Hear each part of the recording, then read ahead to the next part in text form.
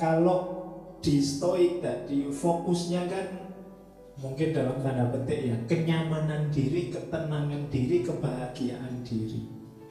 Tapi begitu kita geser ke agama, ternyata finalnya tidak itu. Kalau dalam tasawuf itu ya finalnya juga Tuhan, finalnya juga Allah.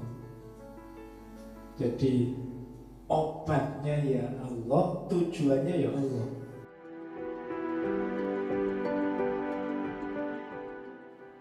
Jadi yang pertama kita awali dari judulnya, ya judulnya kan 3 ini, self healing, stoikisme, dan Islam.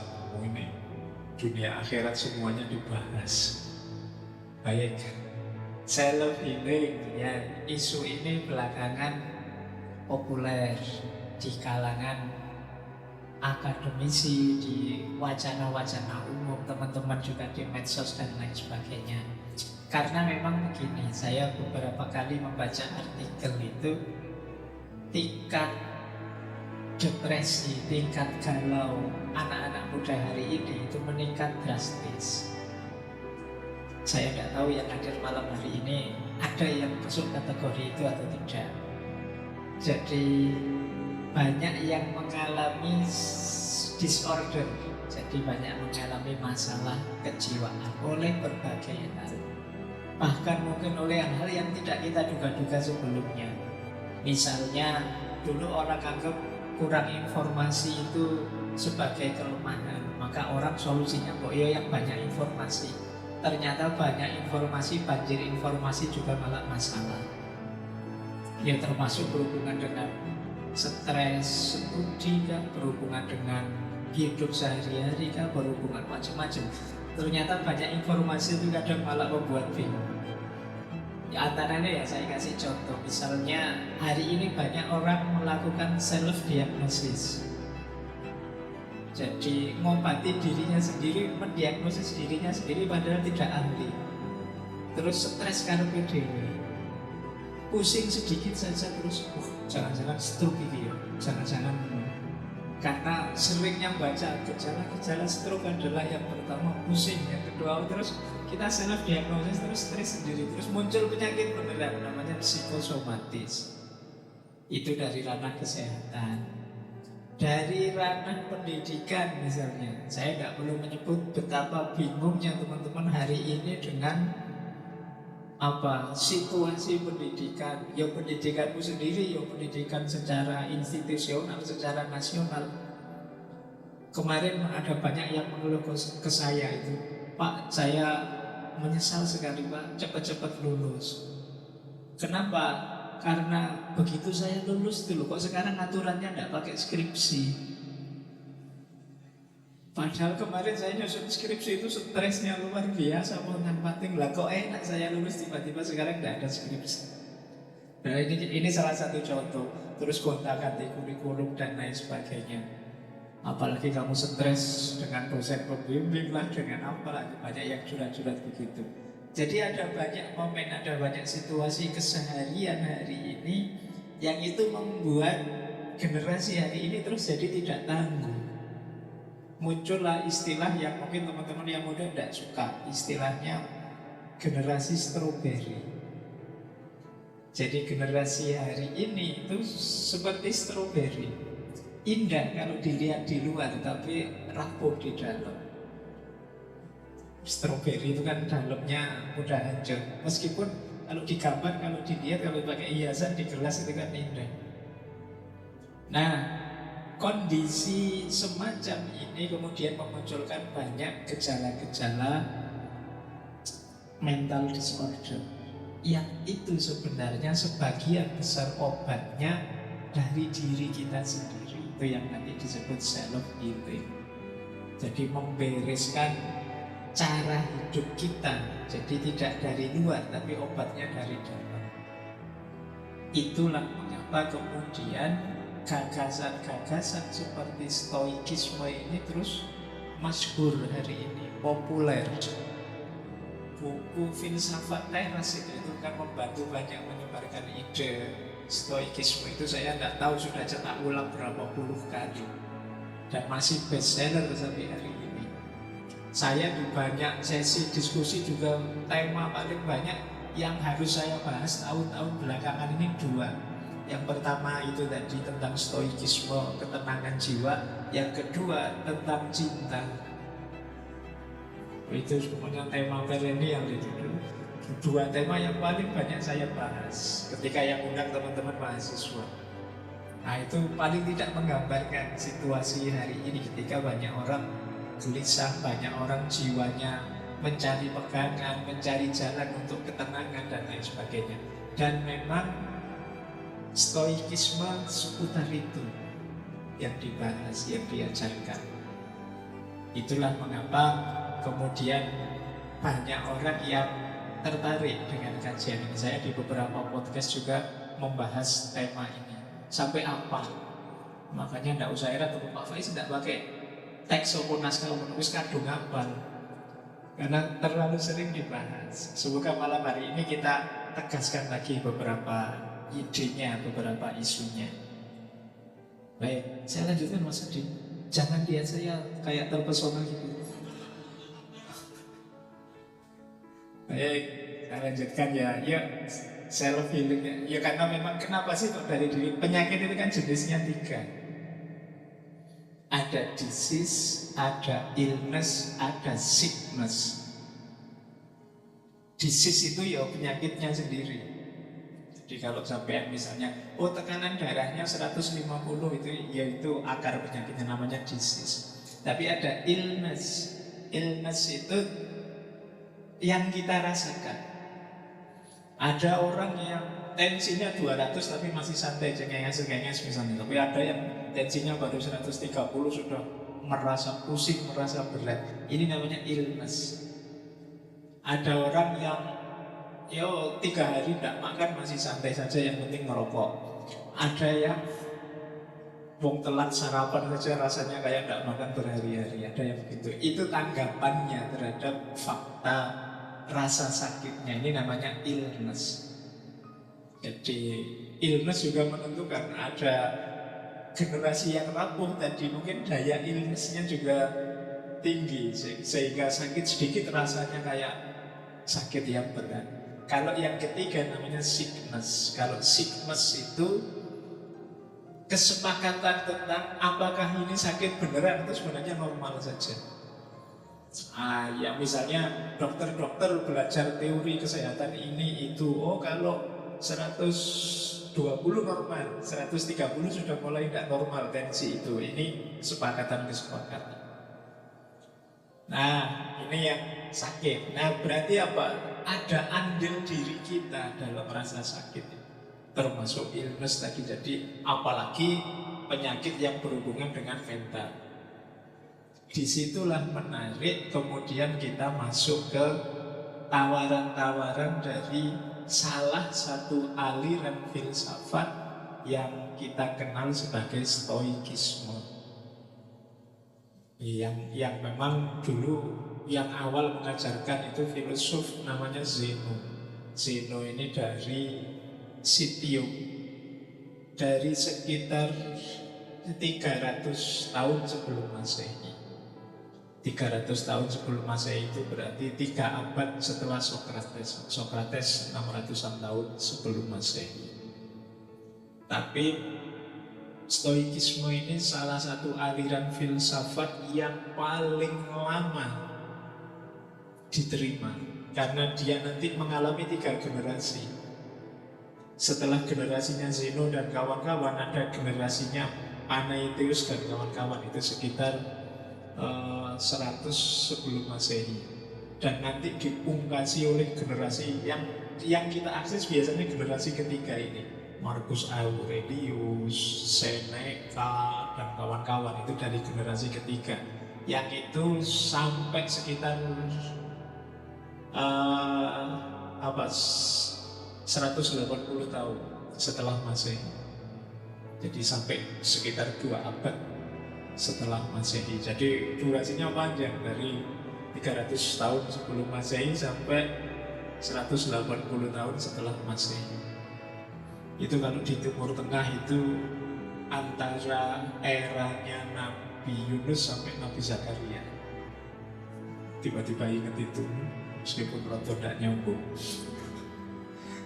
Zaman nabi-nabi yang paling unik itu karena antara Nabi Yunus sampai Nabi Zakaria itu panjang. Nabi Yunus itu 850 sebelum Masehi, Nabi Zakaria 91 sebelum Masehi. Jadi jaraknya panjang sekali. Nabi-nabi di Timur Tengah itu yang 25 itu jaraknya dekat-dekat, kecuali antara Nabi Yunus sampai Nabi Zakaria. Yang di era ini ternyata di Yunani filsafat sedang jaya-jayanya. Jangan-jangan nabi-nabinya pindah ke Yunani zaman itu. Oke, saya lanjutkan ke gagasan-gagasan intinya dari Stoikisme ini. Saya nggak tahu ini nanti sampai ke Islam apa enggak ya. Teman-teman kan sudah Islam, nggak perlu saya Islamkan lagi.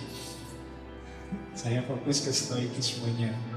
Ya semoga nanti ada waktunya untuk mempertajam di sisi Islamnya. Jadi Stoikisme ini hakikatnya melanjutkan ajaran-ajarannya Sokrates. Jenis etikanya sama dengan Sokrates, namanya eudaimonia. Eudaimonia itu etika kebahagiaan. Ya memang orang hidup itu tujuannya bahagia. Dan bahagia itu tujuan final. Setelah bahagia, orang biasanya sudah selesai, ya sudah bahagia, ya mau apa lagi. Jadi tidak ada lagi di luar itu. Kita pingin mobil mewah, pingin makan enak, pingin istri cantik, tujuannya selalu akhirnya kebahagiaan, untuk bisa bahagia. Maka etika Yunani, Sokrates dan kawan-kawan yang nanti dilanjutkan kaum Stoa atau Stoik itu fokusnya memang pada kebahagiaan. Bagaimana caranya hidup bahagia. Nah, rumusnya mereka untuk bisa hidup bahagia, kita harus melakukan kebajikan, melakukan kebaikan. Tidak mungkin kita bisa bahagia kalau melakukan hal-hal yang jelek, yang jahat, yang buruk. Mungkin kita puas, mungkin kita merasa lega melakukan keburukan tertentu, tapi pasti itu bukan kebahagiaan. Maka orang untuk bisa bahagia harus melakukan kebaikan. Apa kebaikan itu? Apa kebajikan itu? Kebaikan itu katanya kaum Stoik adalah ketika kita bisa selaras, harmonis dan dengan lingkungan, dengan alam sekeliling kita. Jadi kalau ingin melakukan kebaikan, ya jalankan fungsi kita sebagaimana makna kehadiran kita, dan kita menyelaraskan diri dengan lingkungan sekeliling kita. Itulah kebaikan. Ya kalau ditarik ke Islam, ya kita itu ya tanggung jawabnya sebagai Khalifatullah, sebagai Abdullah, itu kita jalankan. Buahnya nanti bahagia. Ini apa situasi kita di tempat kita ada sesuai dengan peran dan fungsi yang dituntut dari kita. Berhadapan dengan kita sendiri, dengan sesama kita, dengan alam sekeliling kita. Itu cari posisi dan peran yang paling pas. Itulah nanti namanya kebaikan. Nah, kalau terus teman-teman tanya, itu kan tidak gampang Pak, ya perlu belajar ya. Makanya itu untuk tahu pasnya apa, perlu ilmu, perlu pengetahuan. Kalau di Sokrates, di shortcut, jadi pokoknya pengetahuan itu prasyarat kebahagiaan. Kalau di Stoik agak dijelaskan sedikit. Kenapa sih pengetahuan itu prasyarat kebahagiaan? Karena untuk bahagia orang perlu berbuat baik. Dan kebajikan itu adalah kemampuan kita beraktivitas, bertindak, berperan secara pas sesuai situasi sekeliling kita. Dan untuk bisa pas tadi kita harus tahu ilmunya. Jadi ini cara berpikirnya orang Stoik. Jadi berarti memang prasyarat awalnya harus belajar, nambah ilmu. Tidak boleh mandek, tidak boleh merasa bisa. Kenapa? Karena hidup kita dinamis. Identifikasi kita hari ini mungkin tidak relevan lagi dengan identifikasi 5 tahun, 10 tahun yang akan datang. Dulu sebagai siswa, sekarang mahasiswa, mungkin sudah punya istri terus jadi bapak, punya anak punya cucu terus jadi simbah terus, itu kan perannya bisa berubah-ubah. Saya malam hari ini jadi narasumber, tapi nanti kalau sudah di rumah kan tidak jadi narasumber lagi. Maksud di rumah saya terus Wallahu ta'ala wahai anak-anak, kan tidak ngono mesti. Jadi perannya sudah berubah. Mungkin teman-teman membayangkan, wah enak ya keluarganya Pak Faiz tiap hari dijak ngaji filsafat. Bayanganmu kan ngono. Ya neng omah ya biasa saja perannya, kayak bapak-bapak yang lain, kayak suami-suami yang lain. Nah ini perlu ilmu pemahaman seperti ini. Nggak harus kemudian mentang-mentang TNI terus di rumah juga jadi TNI, mentang-mentang polisi di rumah juga jadi polisi, nanti istrinya sendiri ditilang di rumah, tapi kan nggak begitu. Kita harus paham peran, fungsi, dan posisi kita. Yang ini mensyaratkan belajar terus, ilmu terus. Nah, jadi maunya stoik itu ke sini targetnya. Nah, nanti kita lanjutkan penjabarannya. Ada yang menganggap nanti stoik ini seperti, saya ada yang baca filsafat teras, mendengarkan kajian stoik di ngaji filsafat, ada yang tanya, Pak, kok rasanya orang stoik itu lari dari kenyataan ya? Jadi kalau bahasa ilmiahnya namanya toxic positivity. Mungkin teman-teman pernah dengar istilah toxic positivity. Toxic positivity itu misalnya kita sakit, terus orang bilang, sudahlah, itu sebenarnya bukan sakit, tapi anugerah yang luar biasa, mari kita nikmati. Jadi kita diminta untuk memahami sakit sebagai tidak sakit, memahami pahit sebagai tidak pahit. Jadi kita semacam lari dari kenyataannya. Wah, patah hati itu luar biasa, rasanya tambah dekat dari Allah. Wah, frek. Nggak mungkin begitu mesti. Patah hati ya sakit lah kamu, mesti ya nangis-nangis biasa saja.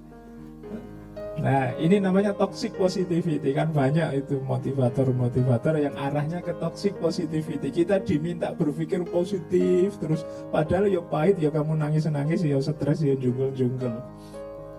Nah, tidak ke situ sebenarnya. Jadi justru nanti stoikisme itu meminta kita tidak denial, tidak menyangkal. Kalau memang sakit, diakui saja sakit. Ya memang hidup itu begitu. Maka rumus pertama stoikisme adalah pemahaman dan penerimaan kita. Kalau istilah mereka dalam bahasa Inggris istilahnya divine reason. Divine reason itu semacam nalar ketuhanan, atau mudahnya kalau pakai bahasa Islam sunnatullah. Hidup ini ada polanya. Ayo kita terima ini. Wajar kok dalam hidup itu ada yang menang, ada yang kalah. Kadang-kadang senang, kadang-kadang sedih. Ini namanya sunnatullah. Gitu loh. Kita tekun belajar, ada kemungkinan sukses, ada juga kemungkinan gagal. Dan semuanya memang rumusnya hidup seperti itu. Ini namanya divine reason. Jadi pola yang oleh Tuhan ditanamkan dalam hidup ini. Itu kalau dalam bahasa agama namanya sunnatullah. Kalau kita memahami sunnatullah ini, kita tidak akan toxic positivity tadi. Misalnya gagal, oh iya sih, pahit memang rasanya, sedih memang rasanya, tapi ya hidup itu memang begini. Ada senangnya, ada sedihnya. Nah ini gaya stoik seperti itu. Jadi tidak kok terus, wah ini positif ini ya enggak, ya negatif saja, pahit ya pahit saja, tapi kita terima sebagai bagian dari divine reason tadi, sebagai bagian dari sunnatullahnya orang hidup.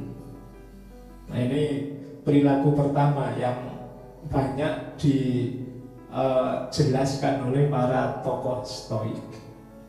Jadi penerimaan kita terhadap nomosnya, polanya kehidupan. Jadi ini yang pertama, meskipun karena ada Islam-Islamnya ya kalau di judulnya. Kalau dalam Islam ini levelnya masih kodok, belum qadar. Jadi, tapi ya kodok itu memang harus jadi pedoman dalam hidup, jangan memedomani qadar. Kalau ingin pinter ya belajar, itu kan kodok. Meskipun ada orang nggak belajar tapi pinter, itu kan qadar.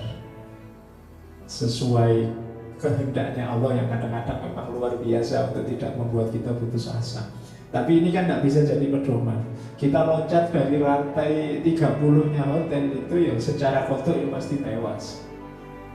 Kita harus memedomani itu, jangan berpedoman qadar. Kalau Allah tidak menghendaki ya saya tidak tewas Pak. Ya jangan itu yang jadi pedoman. Yang dipedomani kan tetap qadar ini. Maka rumus pertama ya hidup itu pahami pola-pola ini. Maka kesedihanmu akan hilang separuh kalau memahami ini. Wah Mas, semester ini nilaimu jatuh. Ayo biasa, hidup memang begitu ya, kadang nilainya naik, kadang nilainya jatuh, biasa saja. Maka kamu ditinggal selingkuh oleh pacarmu. Ya mungkin dia suka dengan yang lain. Alhamdulillah banyak yang suka dengan pacar saya. Hidup memang seperti itu kadang-kadang. Ya kan santai aja. Jadi makanya saya bilang bebanmu bisa hilang separuh. Ya biasalah, orang itu ada yang jahat, ada yang baik. Nggak mungkin kan orang sedunia itu baik semua. Itu kan kamu terus jadi ringan. Jadi kata Marcus Aurelius kan begitu. Kalau kamu lihat orang jahat dan kamu marah sekali sama orang itu, ayo dipahami bahwa apa mungkin di dunia ini isinya orang baik semua. Kan tidak mungkin. Akan selalu ada yang baik, ada juga yang buruk. Nah, itu bisa menetralkan amarahmu 50%-nya. Jadi dalam hidup ini ayo mempedomani pola-pola ini, biar kita nggak gampang stres. Kalau teman-teman kok sedang judek overthinking apa, ayo dipahami. Ya memang hidup itu begini. Nggak mungkin sukses terus, dan insya Allah nggak mungkin kok sedih terus. Ayo, rumus pertama ya, yang untuk self healing tadi. Mungkin ada yang galau hari ini, ya ayo kita terima saja. Hidup ini memang tidak selancar kalau diomongkan seperti saya ngomong ini ya, mesti banyak sandungan-sandungannya, banyak ini. Ya teman-teman boleh bilang enak saja Pak Faiz ngomong, saya yang merasakan. Ya nasibmu memang. Karena orang itu kan memang ada yang nasibnya buruk, ada yang nasibnya baik. Biasa saja. Saya kebetulan yang baik, kalian dapat jatah yang buruk.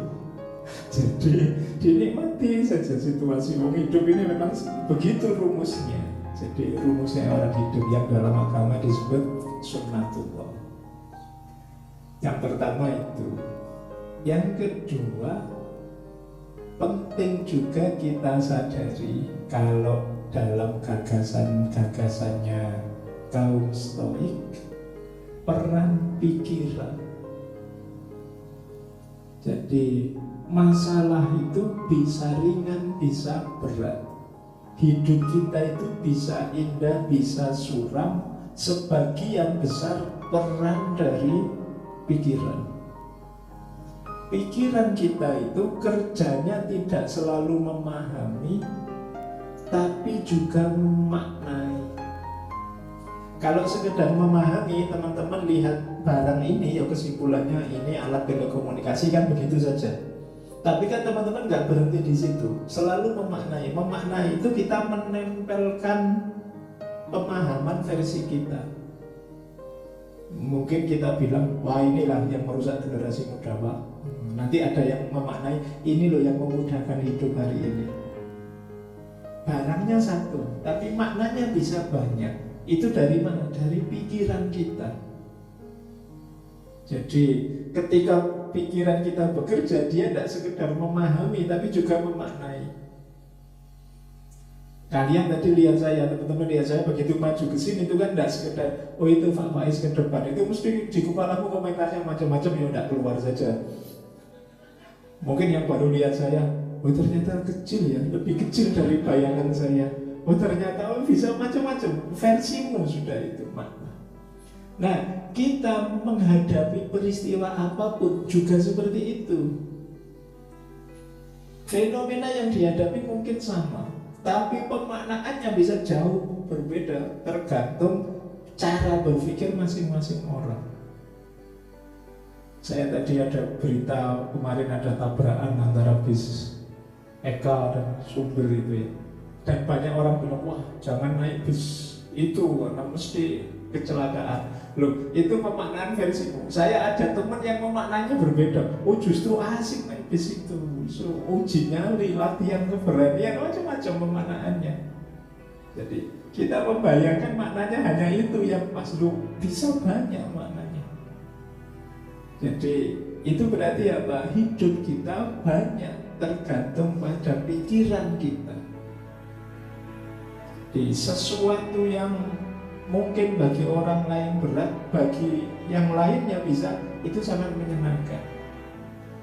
Maka mari kita kelola pikiran ini dengan positif, baik dalam prosesnya maupun input datanya. Jangan salah, input data itu kalau inputnya negatif-negatif, ya style kacamata kita kacamata negatif. Tapi kalau inputnya positif-positif, kacamata yang kita pakai juga kacamata yang positif.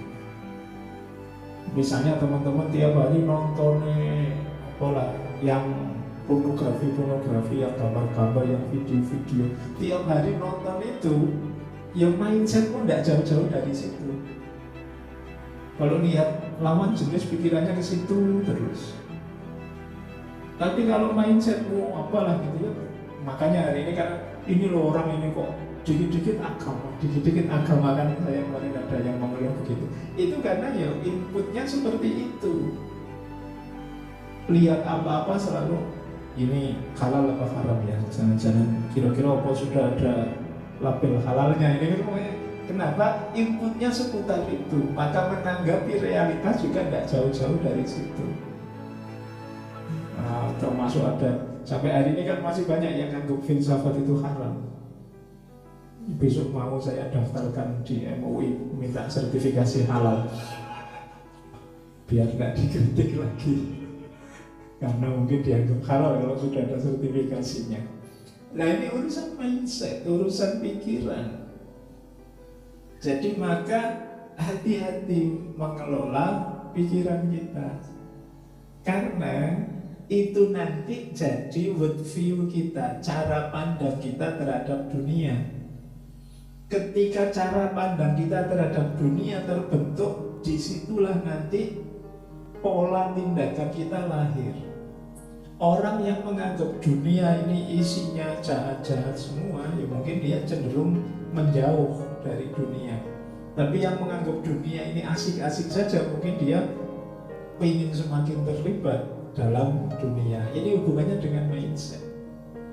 Maka bagi kaum stoik ya kita diminta membereskan cara berpikir. Kalau ingin yang positif-positif ya cara berpikir kita yang positif, jangan yang negatif-negatif. Ini bisa mengatasi self healing. Ya kalau bahasa agamanya, ayo memperbanyak husnudzon saja, prasangka baik. Jadi melihat apa-apa dari sudut positifnya. Wah, aku kok sering pusing ya hari ini. Wah, jangan-jangan ini isyarat mau dapat uang banyak misalnya, itu kan positif. Saya kalau kemarin baca filsafat Jawa itu nih, kalau tangannya gatel jam 2 siang itu mau dapat uang banyak.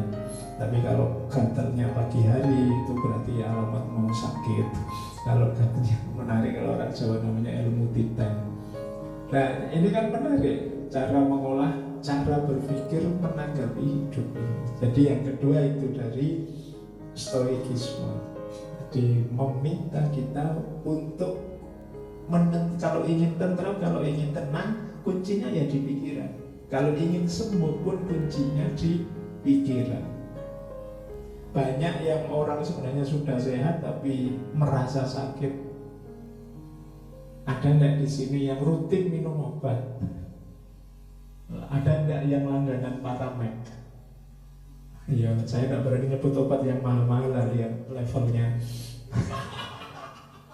Iya, obatnya kan seputar Paramed, Antangin gitu kan, seputar-seputar itulah. Iya, di sakunya paling mahal Plosa. Jadi itu berhubungan dengan mindset. Saya ada teman yang kemana-mana bawa minyak angin, jadi dikit-dikit, wah minyak angin dikit-dikit. Itu banyak berhubungan dengan mindset. Maka rumus yang kedua adalah cara berpikir. Jadi yang pertama penerimaan pada sunnatullah, pola-pola dalam hidup. Yang kedua penataan cara berpikir. Yang ketiga itu kesiapan menghadapi perubahan dan dinamika dalam hidup ini. Jadi kita kan sudah tahu bahwa hidup ini tidak eksak.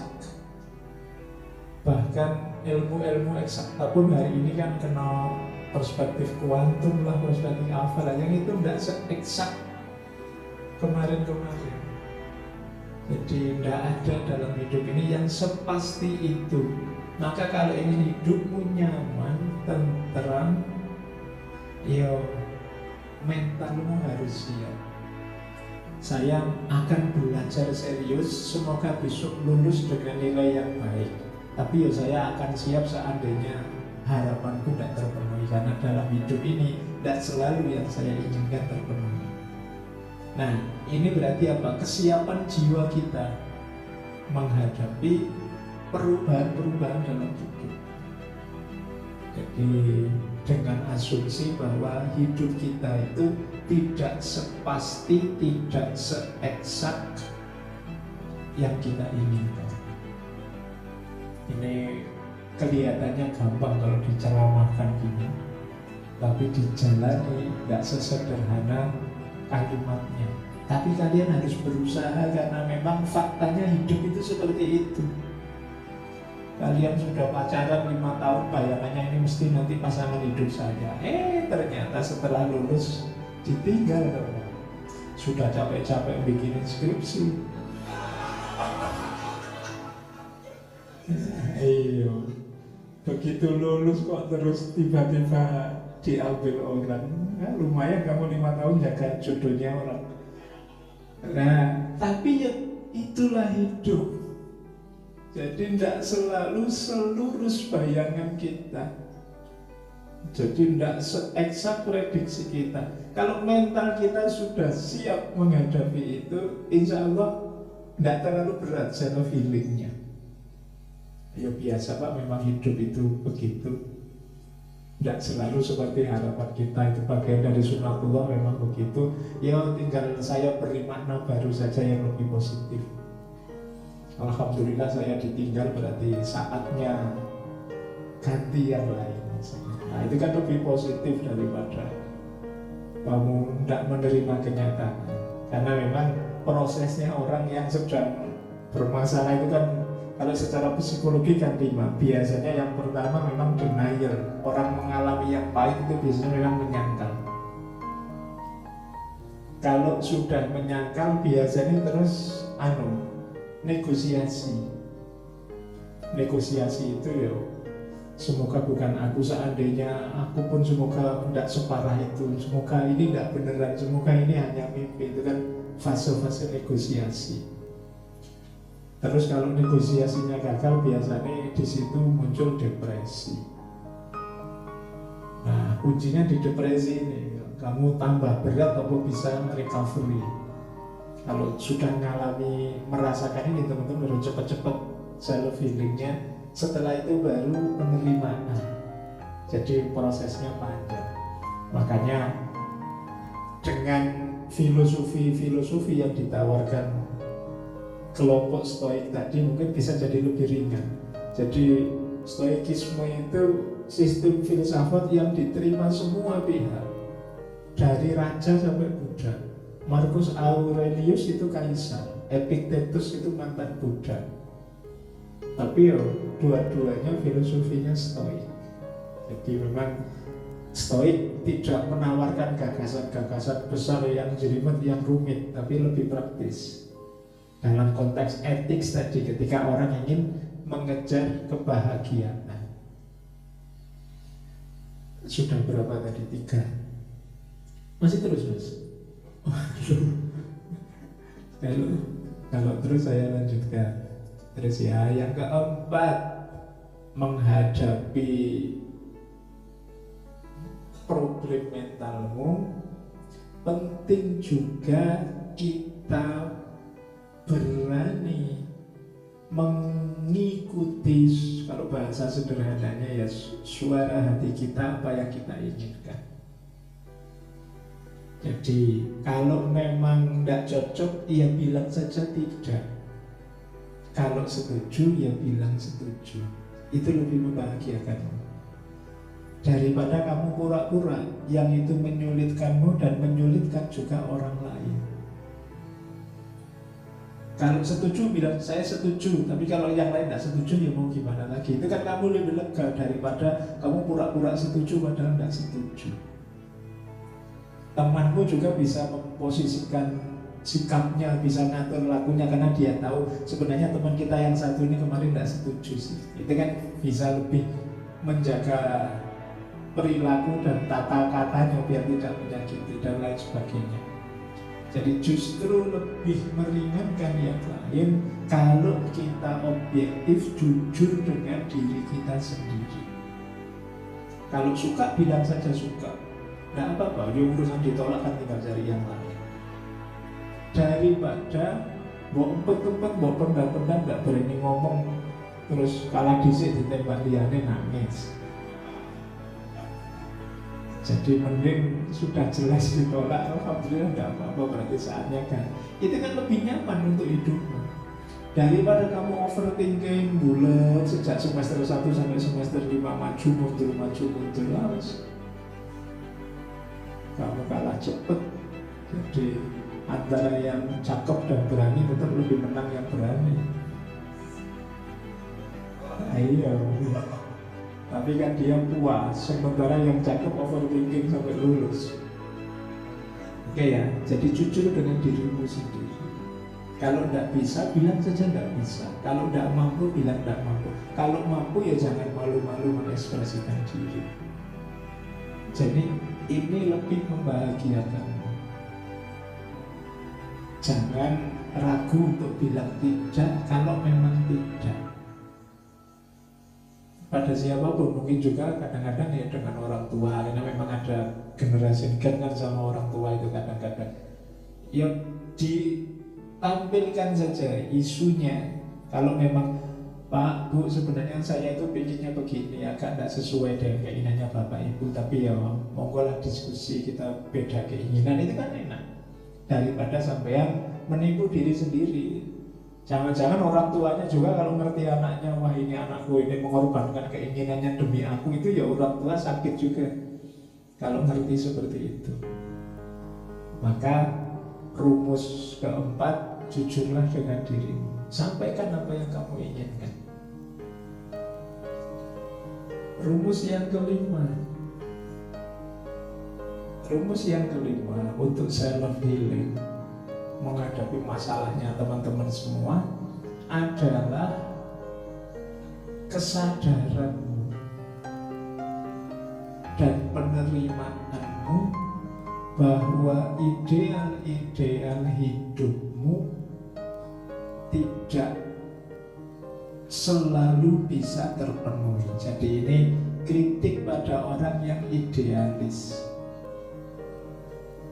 Hidup itu memang dipandu oleh ideal-ideal, tapi jangan jadi orang idealis. Orang idealis itu terlalu percaya dan percaya diri bahwa cita-cita dan keinginannya pasti akan terpenuhi.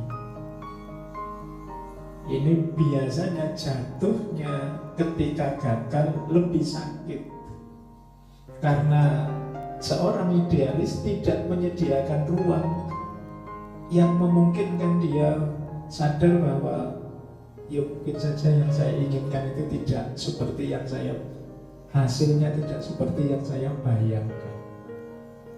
Ini ada beberapa quotes dari Marcus Aurelius yang seperti itu.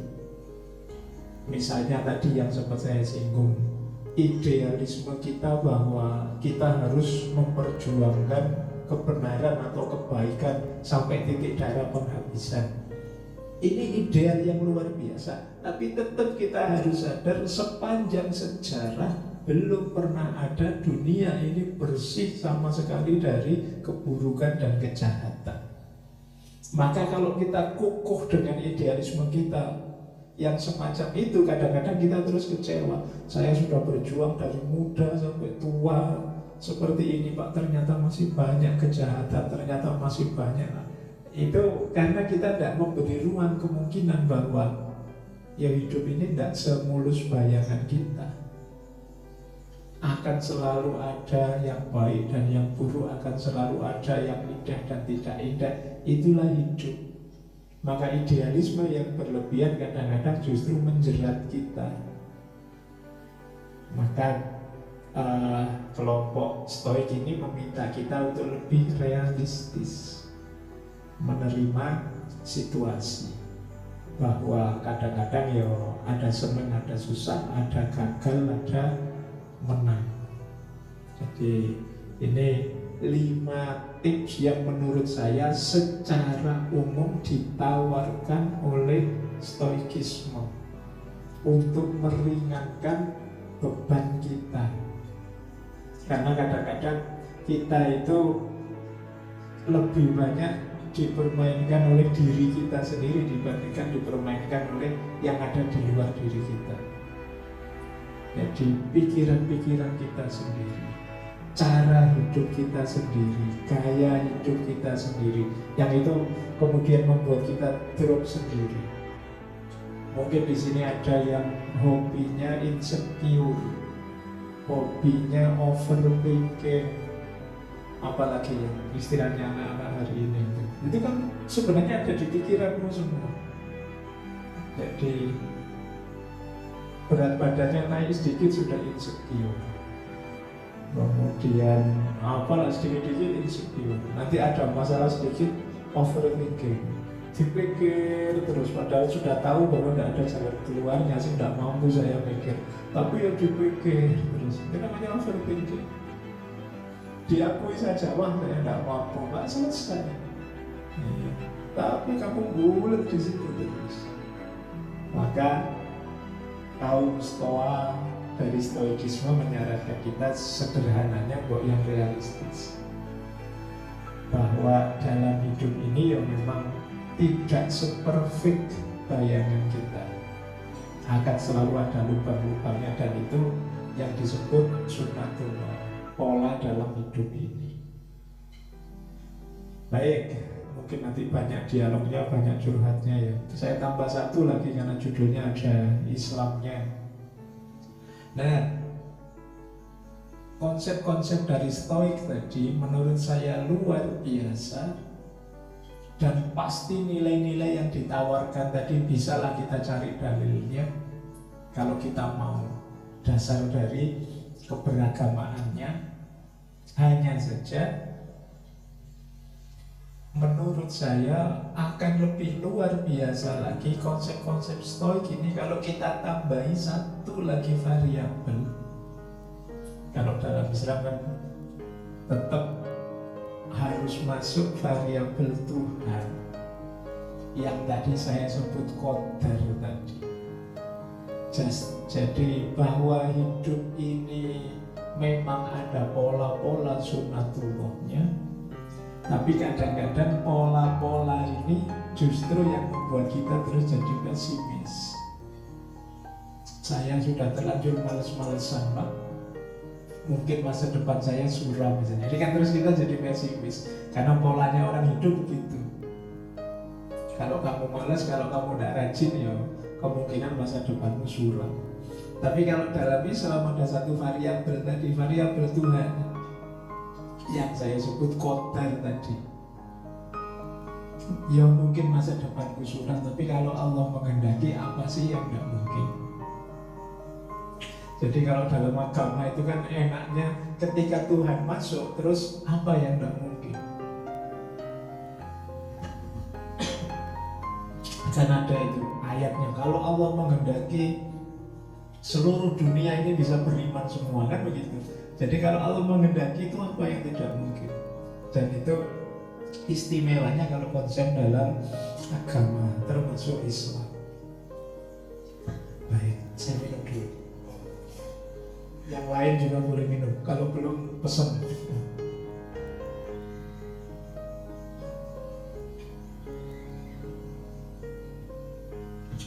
Jadi variabel ketuhanannya. Jadi yang pertama itu bedanya apa dengan tawaran-tawaran Islam? Semua yang ditawarkan Stoik tadi di level nilai sudah sangat Islami. Tapi agama termasuk Islam bisa menambahkan satu variabel, yaitu masuknya Tuhan di level qadar ketika mengatasi berbagai kelemahan dan ketidakmungkinan kalau dikejar dengan cara berpikir yang normal. Jadi itu istimewanya. Yang kedua, dari perspektif agama seperti Islam, misalnya dalam tasawuf, itu ada perbedaan. Kalau di Stoik tadi fokusnya kan mungkin dalam tanda petik ya, kenyamanan diri, ketenangan diri, kebahagiaan diri. Tapi begitu kita geser ke agama, ternyata finalnya tidak itu. Kalau dalam tasawuf itu ya finalnya juga Tuhan, finalnya juga Allah. Jadi obatnya ya Allah, tujuannya ya Allah. Kalau yang di Stoik tadi obatnya adalah pembenahan diri, tujuannya kebahagiaan. Jadi masih berhubungan dengan diri. Sementara kalau dalam agama, dalam Islam ya finalnya Allah.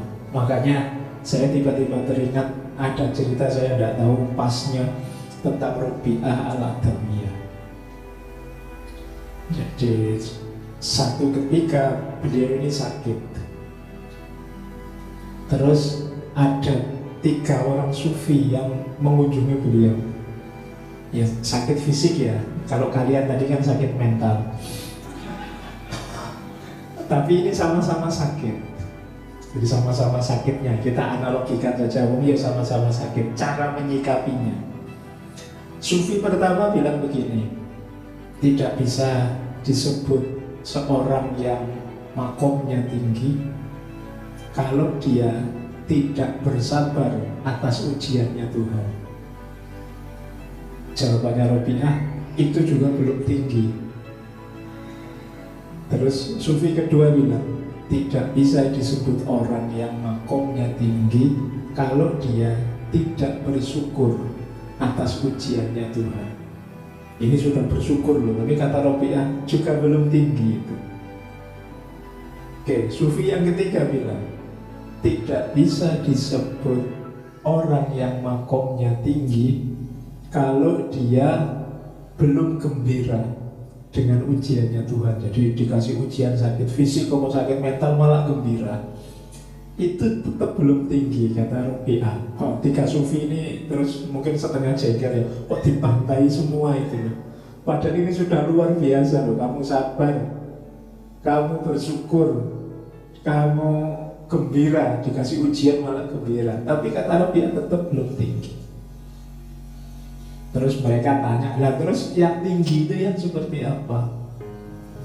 Tidak disebut, kata Robi'ah, orang itu makomnya tinggi kalau dia tidak ingat ujian saat dia ingat Tuhan. Jadi dibalik ini sampai mikir mesti tidak tutup mungkin saya ngomongnya. Jadi gini loh maksudnya Robi'ah itu. Kudu dijelasin nek ora wis nggak garu-garuan sampean. Jadi katanya Robi'ah, teori-teori dari para sufi tadi itu masih senternya adalah si sufi. Sufi yang sabar, sufi yang syukur, sufi yang gembira. Jadi yang ada di pikirannya masih ada akunya. Belum tinggi, belum makom cinta. Kalau versinya Robi'ah kan terkenal dengan mahabbatnya. Orang yang mencintai itu sudah kikis akunya. Yang di pikirannya sudah tidak tentang dia lagi, tapi tentang yang dicintai. Berarti apa? Yang ada di pikirannya setiap hari ya tentang yang dicintai, tentang Tuhan. Kalau 3 yang awal tadi kan baru ingat Tuhan saat ada ujian. Kalau orang yang makomnya tinggi ya setiap detiknya ingat Tuhan. Dan saat ingat Tuhan dia sadar ya mesti nanti ada ujian dari Tuhan. Jadi ketika ujian datang dia ya udah kaget, ya udah biasa saja. Kenapa? Karena sudah ingat Tuhan. Kita kan sering berteori kalau kita sakit, alhamdulillah ditegur untuk ingat Tuhan. Ya itu kan makom kita yang masih rendah. Tapi makomnya para sufi dia tidak butuh sakit untuk ingat Tuhan, karena setiap detiknya sudah ingat Tuhan. Maka tidak disebut makom tinggi kalau dia tidak ingat ujian saat ingat Tuhan. Jadi di antara ingatannya tentang Tuhan adalah ya nanti Allah mesti ngasih kegembiraan, ngasih kesedihan, ngasih ujian, tidak masalah. Dia sudah siap. Nah ini menarik kan kalau ditarik ke tasawuf, yang mirip sih seperti stoik tadi, yang bahwa kita ingat hukum alam, kita ingat bahwa hidup ini ada naik turun, kita ingat hidup ini ada ujian. Tapi kan variabel Tuhannya belum masuk. Kalau dalam tasawuf variabel Tuhannya terus masuk, bahwa untuk bisa begitu ya orientasi hidupnya terus diarahkan ke Tuhan. Berarti ini obat penyembuh yang luar biasa. Kalau kesadaran kita sudah kesadaran ilahiyah, kalau yang ilahiyah sudah hadir, problem dunia seperti apapun, termasuk yang membuat kalian overthinking kah, yang membuat kalian stres dan lain sebagainya, sudah jadi tidak berarti lagi. Nah itu tawaran kalau dari agama, dari Islam. Baik, saya kira itu dulu ya. Kalau bagi orang-orang yang ingin terobosan baru, ingin kreatif, ingin membuat sesuatu yang berbeda dengan sebelumnya, ingin melakukan revolusi-revolusi tertentu dalam kehidupan, ya gaya stoik mungkin agak kurang relevan. Jadi makanya saya nggak bilang hidupmu sepenuhnya harus stoik, itu nanti malah ada banyak juga yang nggak relevan. Tapi di bagian tertentu hidupmu perlu mengadopsi perspektif-perspektif seperti stoik ini. Baik, saya kira itu Mas Adi. Monggo kalau ada sedikit tanya jawab.